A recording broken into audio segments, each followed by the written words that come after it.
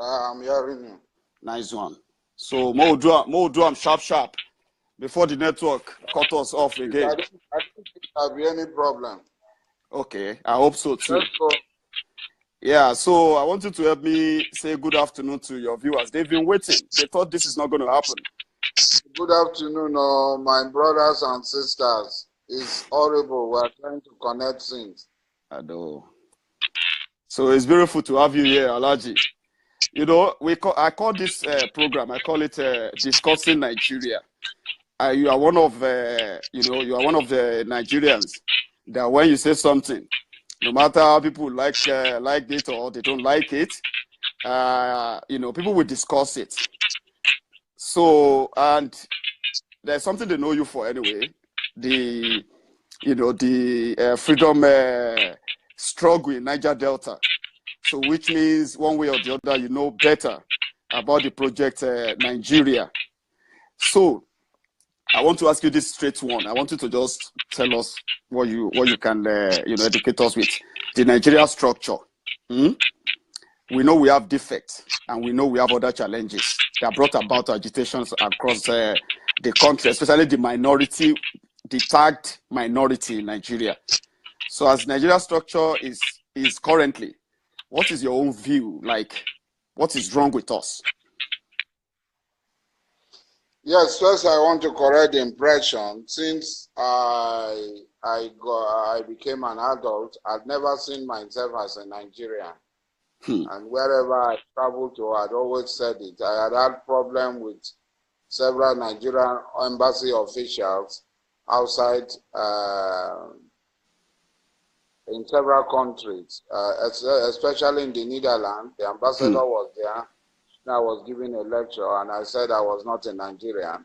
I don't stand up for Nigerian national anthem. Right from when I was in the secondary school, in the university, everywhere, I'd never at any time accepted that I'm a Nigerian because there was no time. I was consulted. My parents were consulted.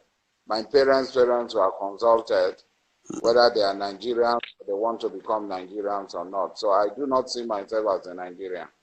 God created me as an Ijaw man. That's what I see myself. Until God does otherwise. And Ijaw is situated within the geographical area called Biafra. So I'll be more comfortable calling myself a Biafra. Okay. So which means you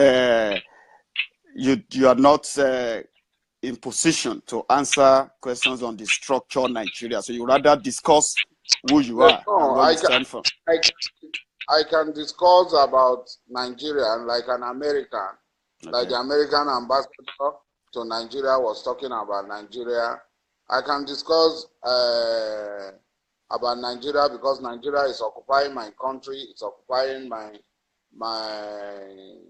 the territory of my people. Nigeria has confiscated the resources of my people, and as such, I can discuss Nigeria. If Nigeria is alive today, Nigeria is alive because of the banditry that Nigeria is carrying out on my people and on our resources. Okay, so now that will take me to politics now. Because one way or the other, even if you claim not to be a Nigerian, like you have said, as an Ijaw man, there was once an Ijaw man who ruled Nigeria. And today, what many are saying is that, you were known to be fighting for, for the struggle or the emancipation of the people of the Niger Delta when Obasanjo was in power. Until Yaradua came, you were arrested. You were even jailed, So now, when Jonathan came, a man from Ijaw land to rule Nigeria, everyone were now saying that where were all these agitations? Why were we not having all this agitation when Jonathan was there? That why was it that when he lost election, everybody now came out to claim their own identity? These are questions bothering people's mind and all that. So I want you to clear that. Your relationship with Jonathan, why the agitation just went almost dead under him. And then, surprisingly, it's taking a new turn this time around under Buhari. It is within my right to agitate when I want to agitate. Nobody has the right to dictate to me when I want to agitate, when I should agitate, when I should not agitate. That is not the business of that person. It's an infringement on my right for anybody to tell me when I want to agitate. But it is not totally true. You, Maigu, yourself, you know very well. Okay. When Goodluck was there are several times, several newspaper reports that I came out against the activities of the government of Goodluck. And a lot of people came, oh, Goodluck was not giving me money. That's why I was attacking him. Goodluck was not doing this. Goodluck had no right to give me money. He had no right. Money that Goodluck has is also my money. So there is no way Goodluck would have given me money. As an Ijaw man, it would be wrong for me to irritate another Ijaw man and put another Ijaw man career in danger. I am an Ijaw man. So an injury to one Ijaw man is an injury to all Ijaw people. So as far as I'm concerned, I have a duty to protect Goodluck and his interests. Even if you felt marginalized, Alhaji, even if you felt, if your people are still marginalized. I had always. I know you have always been, yeah. Yes, but I had always as a person. I had always, as a person, I don't want to talk about my relationship with Goodluck and put knife and guns in the hands of his enemies to harm him. I don't want to do that. But everybody who is close, everybody who was close, know the relationship between me and Goodluck. Let me give you an example. I was in Umura with Aregbesola. Aregbesola, myself, Obani Koro, Agbaja Biamila, the senior one, the one who contested governorship in Lagos. We always go to Umura. When we go to Umura, we sit in a particular place. So myself and Raouf are very close. And we were the last Umura we met in Mecca for the cleaning of the Kaaba in 2014.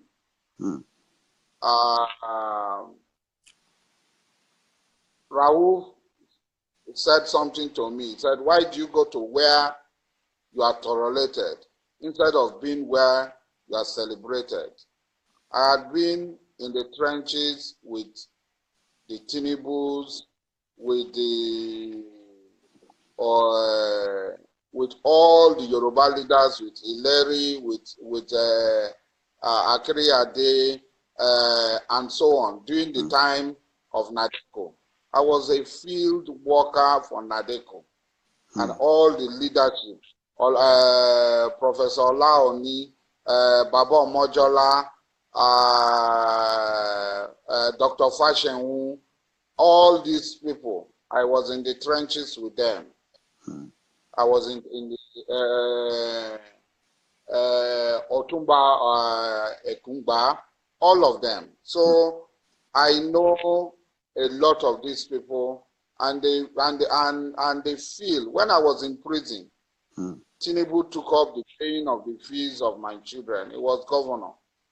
He used to send officers of his government to come and see me in prison.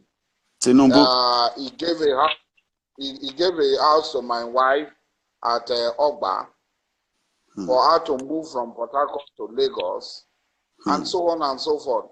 And so I was very close to the self-determination groups in Yoruba land and persons involved in the self-determination group.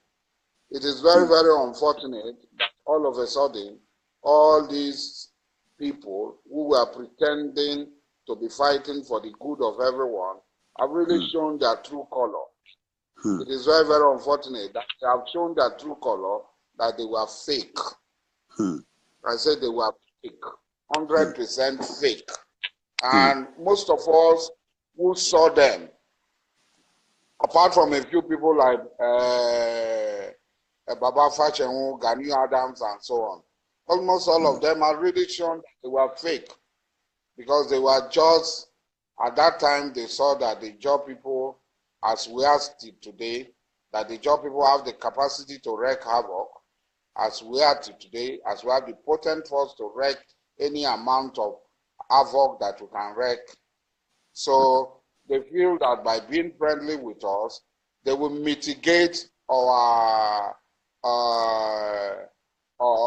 actions. And that was what they did. They were doing kuli temper with us. And they were saying our international community, etc., etc. But with the coming of Goodluck, we saw their true color. There are some of them that personally went to their houses and spoke to them that all of us are the same, let us come together.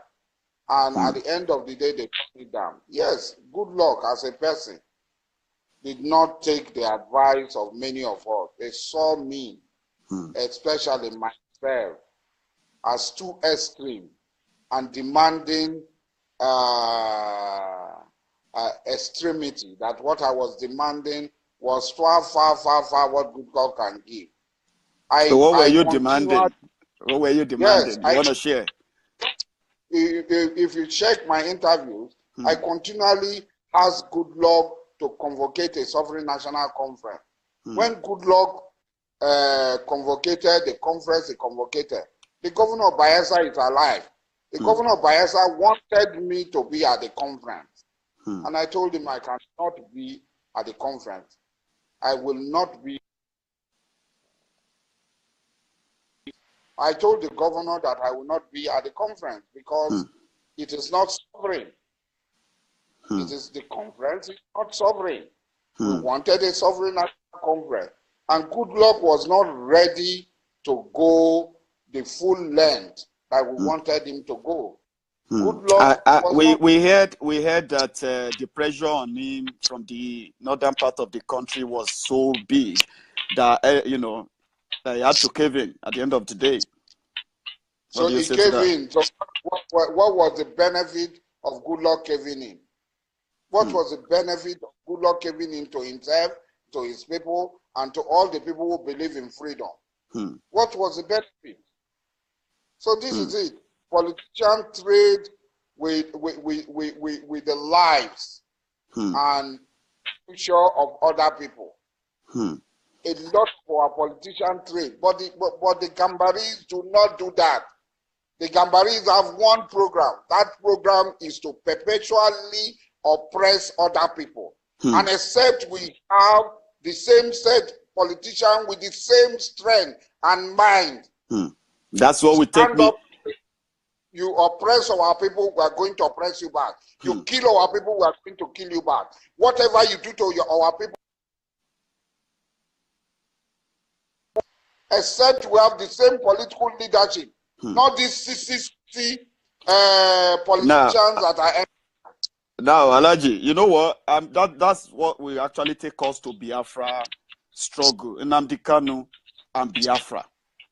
I know you are one of the commanders of the Biafran army. I saw you one of your videos where you made as a defense, I think, minister or something.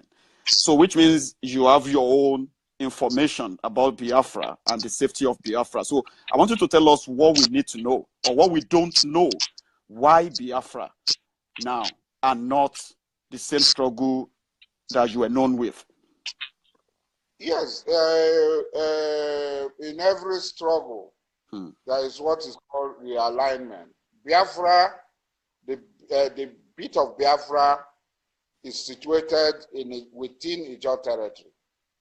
The name Biafra was suggested in 1967 by an Ijaw man, Frank Opigo, gave the name to the new country that was declared by the people of the former eastern region of Nigeria on the 30th of May, 1967.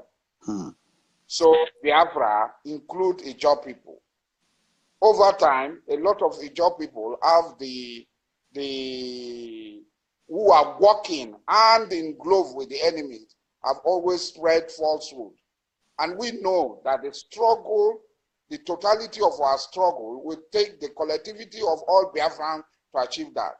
The Ijaw people alone cannot achieve our desired sovereignty, cannot restore back our stolen sovereignty that the British took from us. So we have to interface with other people. We have to work with other people to achieve that. And then the Igbos are our closest neighbors. And there is no way we can fight this without the strength of the Igbos. And there is no way the Igbos can fight this without the viciousness and battle of the Jaw people. The Jaw people are very vicious. So whenever they declare, ask them when they say crocodiles. Was the crocodile smiling when he ran with his tail tied behind his back? The crocodile has come again. He will not be able to smile because we know how to deal with crocodiles. We know how to deal. As a job people, yeah. Yes, we know how to deal with the crocodile. Let them not be showing and boasting. But coming to the fact that I am not a member of IPOB. I am not a member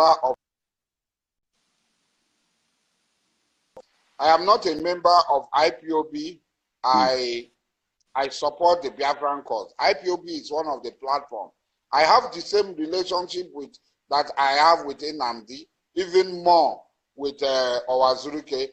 I have the same relationship with the Bile Rights Movement. I have the same relationship with the Biafran Zionist movement. So for me, the independence of Biafra, the liberation of Biafra is more important to me than any name or any nomenclature or any platform attached to it. All those who are working for the cause of Biafra, I will support them, will stand by them with my little strength. IPOB, led by Nnamdi Kanu, whether we like it or not, had achieved far more than any of our other groups. And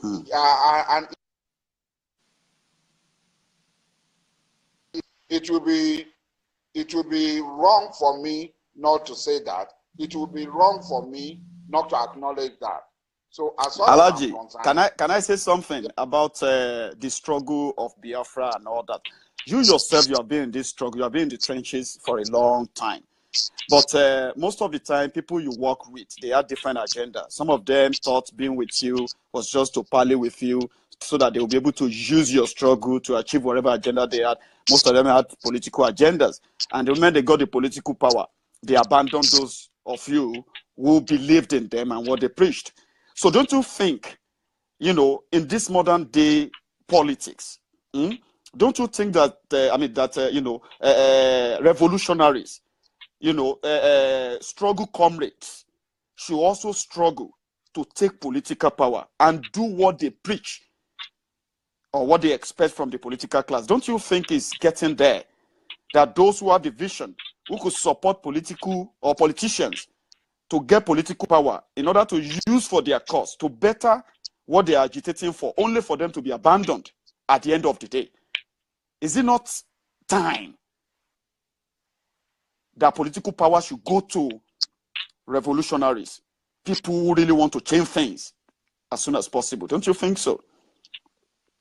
My dear brother, I can only conveniently talk about the just struggle and those who are involved in the just struggle. Even in Ijaw land, we have all these Nigerian governments there. I'm coming. Okay. My brother, in Ijaw land is a different ball game. The people who started the just struggle were people like us. A few of us like Oronto Douglas, Kingsley Kuku, Maxwell Oko, Imbuku, and others. A few of us got to government, but they did not in any way impede the struggle. They did not in any way, because the decision of most of us who pioneered the struggle is that till today, as I'm talking, if you call a meeting of the job people together, the same people that started the struggle who are alive, who are around, will be the same people that will come. If an Ijaw community is attacked, the same people will come together. I don't know what happens in other places. But among the Ijaw people, yes, the governor of Biafra was one of us, is now a governor. I don't think there is anything he's doing that But it's affects messing us. things up in that area too. It's messing things up for the people in that area too. I said there's nothing he is doing. As far as we are concerned, we recognize the fact that once you get into government, you are born by the evil constitution of the Nigerian state, the constitution that makes you a slave. And that's why some of us haven't discovered that getting into politics is not what will give us what we need, and stayed away from partisan politics that will not be. In whatever we are doing is to use whatever platform by any means necessary to achieve our goals. So for me, I don't know what others are, and that's why it is very difficult. Unlike what the Igbo,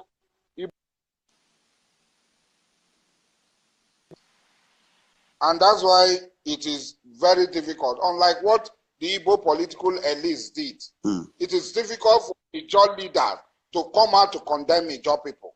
It is very difficult. Over time, you see, it is very difficult for Ijaw people, Ijaw leaders, to come out openly to say, even those in the APC, Dimitri Silva can come out and stand and condemn Ijaw people openly. He cannot do it. Not because they are not going to do anything to him, because inside him, he believes that the struggle, what others are doing is right, and that is part of them. He might not have courage to join them. It's on the other side, but he will not come out. That's why you have not seen any APC leader in Ijaw land, even doing the so-called crocodile smile, coming out to condemn Avenger.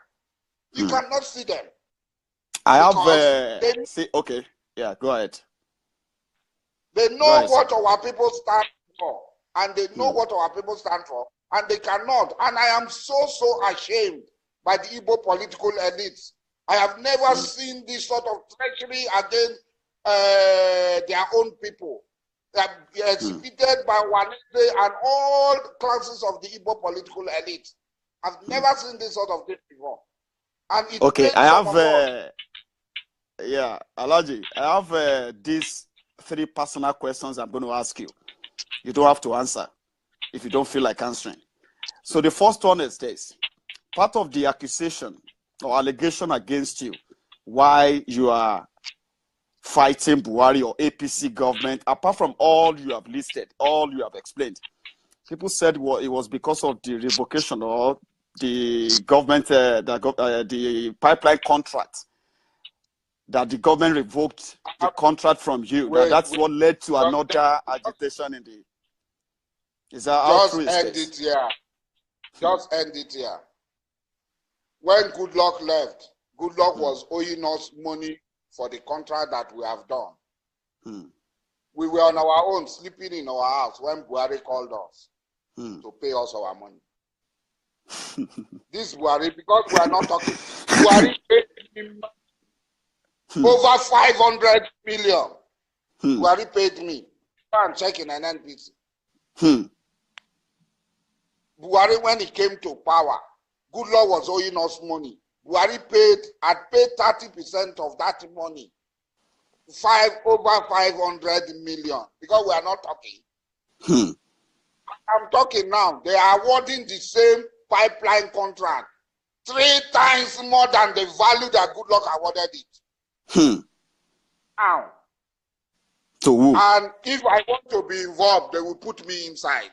I told them anything Buhari, I don't want. I will try to starve. As I'm talking, go and make your finding. NNPC has done technical bidding. They are Goodluck's time, the contract was about 800 million.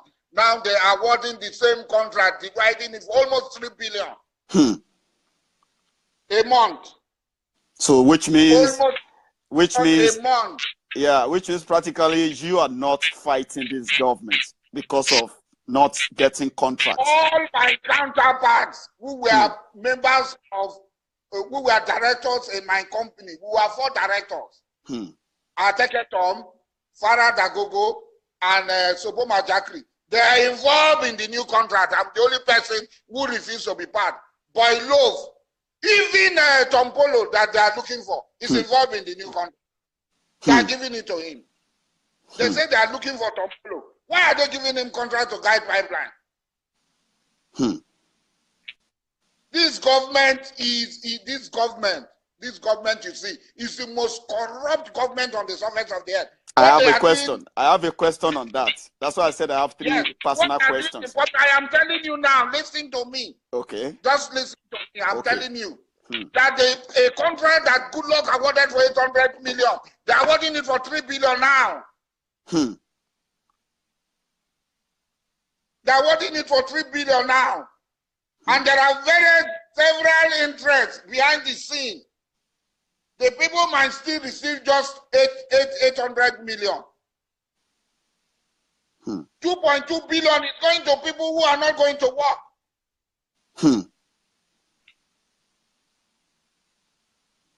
So what are they saying?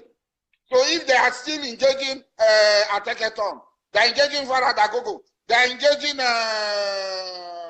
Soboma Jacris, they are engaging Shoot Aside, they are engaging Boy Love, they are engaging all these people. So what is wrong with me? Because I said no. Or people say, if you want to dine with the devil, dine with a long spoon. I've been looking for a long spoon to dine with the devil. I can't find. So do you think Buhari is the devil? Do you think President Buhari is a devil to you? Yeah, that you can't even get closer to him at all. No, Buhari is a devil. Satan. Now that would take me to the question I want to ask. Anyway, the question is: in Nigeria today, people who oppose Buhari are considered people who lose out during the last election. That is why I asked you about that pipeline contract. That I want to know where your anger is coming from. So now that you have cleared that, now, do you think that Buhari is a problem, or just people like you who never really wanted to have anything to do with the Gambari? Because today is about Hausa Fulani, Hausa Fulani, Hausa Fulani. You know what I mean? So, which means it's more personal than what many of us see. So, do you think Buhari is the problem, or just people like you who never really want to have anything to do with him, even if he has anything to offer? Mayego, Alaji. Buhari, first, I want to say Buhari has nothing to offer. He has nothing to offer. His wife, his children, his close associates like Buba Galadima, they have all come out to say Buhari has nothing to offer. So that Buhari has anything to having anything to offer is not even an issue. But let me come to it. How would you are a Yoruba man, 1 month, a foreigner from Futajelo came here, chased people away from Oyoile, chased people away from Ilorin, took over the leadership of Ilorin, took over this thing. And those of us that he did not see, that he did not encounter, he now said he is born to rule. If he is born to rule, I am born to be ruled. So I refuse to be born to be ruled. That is where it comes from. We did not start the fight against them. They invited us to fight. When you tell yourself born to rule, so if you are born to rule, who am I? We are all put here by the British. You are born to rule. You are born to rule me. You have divine authority to rule me. In fact, they said they have divine authority to rule us. So every Yoruba man supporting Buhari should be ashamed of himself. And then Buhari came. That is not going to treat the 97% who voted for him as against the 5%. I am among the 5%. So why should I like him? A man openly, not in Nigeria, in the US, went to the US. He said there is no way he can treat me equal with his 97%. And he goes on to show it. So there is no way somebody like me can like him. Because I am not born to be ruled. If Tinubu is born to be ruled, that is his business. If Tinubu is born to be ruled, that is his business. If Ngige is born to be ruled, that is Ngige business. But I, Alaji, Mujahid, Dokubo'S, Alabe Diabal of the kingdom of Calabar, I am not born to be ruled. I am born to rule the Sultan of Sokoto. I am born to rule him. So that's where the conflict comes. He is born to rule. I am born to rule. Thank you so much, Alhaji. I'm going to ask you this last question before you go. You've done so well with us this afternoon. So if I may ask, you can take your time to explain this. What is next for Alhaji Asari Dokubo in this struggle? Alhaji Dokubo cannot stop until I reach my destination. My destination is independence of Biafra. Which is very, very close. My destination is the independence of Biafra. And I want to say this, that each time the enemy makes mistake, and he makes terrible mistakes, with what had happened to Nnamdi Kanu, they have strengthened the hands of so many people in the struggle. Nnamdi Kanu was calling for whatever he says is not important. The platform on which IPOB is built is non-violent. Nnamdi Kanu did not fire a shot. Nnamdi Kanu, the whole Nigerian army can go to the house of Nnamdi Kanu, shooting with armored vehicle, with all manner of things. Shows the level of decay that Buhari had introduced into the military and the body politics of Nigeria. Buhari is a bitter, vicious, vengeful man. When he's so full with venom, that his venom can... For me, as Dokubo'S at 53, I will not rest. I will not sleep. People want you, Alhaji, people want you to keep talking, right? But I know I've already took most of your time. Now, this is what I'm going to ask you. I'm going to ask you one last question, right? You have not taken my time. I prepared for this. That's great. So you want me to keep bringing the questions so that we can be honest, like people are enjoying this? Don't bring the question, except when they take light. If they take light, my mother will know. No, Alhaji. Thank you very much for that. You see, before me, I'm going to ask this one again. It's a personal question. Personal. Yeah. In the last 1 month, almost, isn't up to a month now. That was the last time we heard from Mazi Nnamdi Kanu. And I know that people like you are also in the know. Is Nnamdi Kanu still alive? From you, sir. That question is not for me. That question is for the Nigerian army that went to the house of Nnamdi Kanu with armored vehicles and everything. How can an ordinary woman being, unarmed woman being, be attacked with armored vehicles and all manner of high caliber weapons and survive? So many people were killed. So if Nnamdi Kanu is nowhere to be found, Buhari should be asked where Nnamdi Kanu is. How did Nnamdi Kanu disappear? Leave that house that is fenced? I was watching it live on social media when the house was being attacked until the cameras went dead. So if there's anybody that should know the whereabouts of Nnamdi Kanu, it's General Muhammad Buhari and his military. To God be the glory. You see, the role of the Eastern governor, because mostly, Alhaji, the saboteurs, The saboteurs. Okay, yeah, you're still talking, yeah. Continue. Nnamdi Kanu's house, I've not heard from him. I've spoken to Nnamdi Kanu's younger brother. I've spoken to other associates, other members of IPOB. And all of them are unanimous that Nnamdi Kanu is in the hands of Nigeria Army. So yes. you remember before Nnamdi Kanu's disappearance, before the Python dance, Nnamdi Kanu said something, and he said if anything should happen to him, Biafrans should react and go after so and so person. But fortunately, so far, the Biafrans have been keeping their calm. They have been maintaining their peace, continuing their agitation, their protest, and all that. They've not killed anyone. How long do you think they can hold on to? For not hearing from Nnamdi Kanu? How long do you think this? My dear brother, the most dangerous fire is the fire that is burning beneath the grasses. That is the most dangerous fire. It's not the fire that comes out openly. Very soon the wind will blow it up. But the fire that is burning beneath the bed, beneath the grasses, that is the most dangerous fire. I tell you, mark my word, if we are alive, that the fire that is burning in Biafra, by the time the smoke will be visible. God. God. By the time the smoke will be visible. I don't know.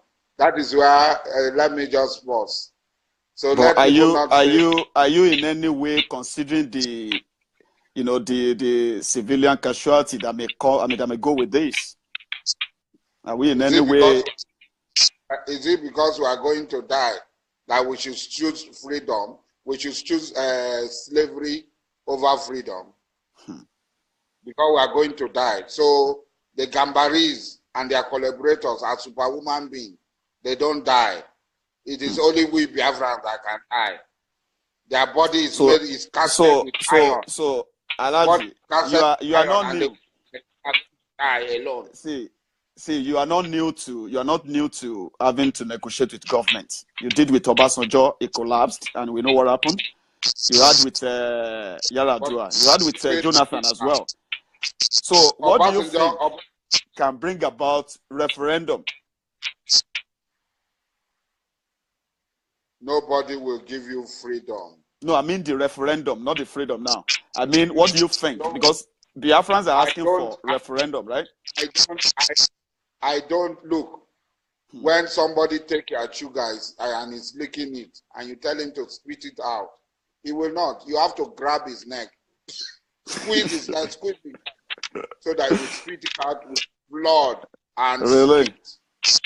So anybody, I don't have the same belief that Nnamdi Kanu or Azuke has, or any other person. My belief is that one gunshot is more effective than 1,000 years of sermonization, 1,000 years of preaching, 1,000 years of demonstration.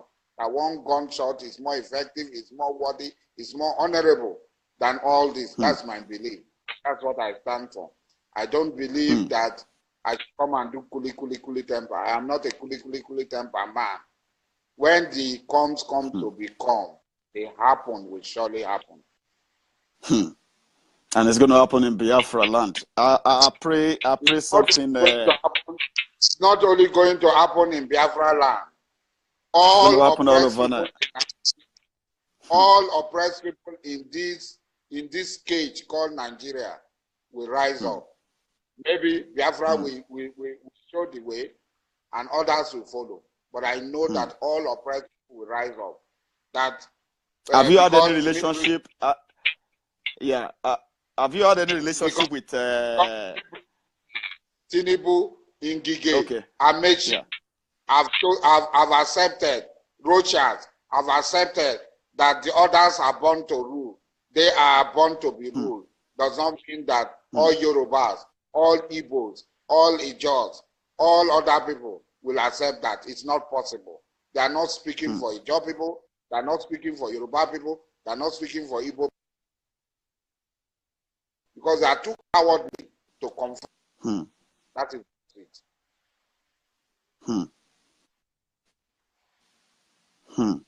So we have Oduduwa Republic agitators too.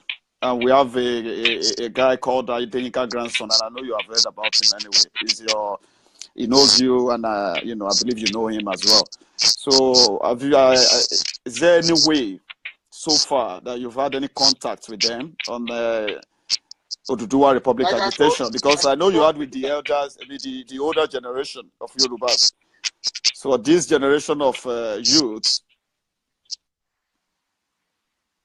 Like I said before, all those who are in the struggle for self-determination and liberation are my brothers, they are my blood, they are my flesh and blood. So Adeyinka grandson is my flesh and blood. And you are in contact. I am very impressed. I am very happy with what he's doing. I am totally impressed with what he's doing. Do you know, there's this question I want to ask you again, Alhaji. There's this question. Because I watched one of your videos where you said they were accusing you of bunkering, they are accusing the Niger Deltas of bunkering and all that they are stealing oil. How can you steal your own property? So does that mean that in Niger Delta area, people don't really see bunkering as a crime, as something, crime against the state? I know this is going to eye you up. So how can the thief turn around and call you the owner of the property a thief? What an affront. Look, this is madness now. I want you to go on that. I want you to really break that down. Why you think, Huh?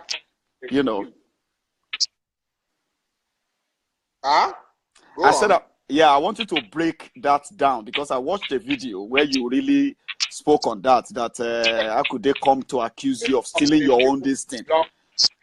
The resources of the people, the land and the resources belong to the people, and they have every right to take it. So it's not a crime. Because he has guns and is supported by some foreign thieves, will now feel that to come and kill the people who own this, who are using their property. He's joking. It's not going to be possible. They are awarding a new pipeline contract for over 3 billion in Rivers State. How many billion in so state? Everywhere they are awarding. They want to, that's a set of bribe they want to give to the people so that the pipeline will be safe. I assure you, mark my word, the more they award this contract, the more the people will continue to do what they are doing. That's the truth of the matter. Have you heard what happened in Anambra today? What happened? About this chicken pox vaccine they want to give to the school children, and they are, children have to run away from school. Have you heard about that? They said they were, they said they were, the vaccinators, or let's say the health officials were led by the army to the school. So the children just pick race when they cited them. They said they don't want chicken pox injection and all that. Have you heard that? I've not been able to verify. Okay. I've not been able to verify the story. But it is Elsa. The coincidence is just too much. That in Biafra they started the military free medical this thing, and it took this free medical by the army, yeah. Yes, by the army. A strange disease unknown to job people immediately appeared in Biafra.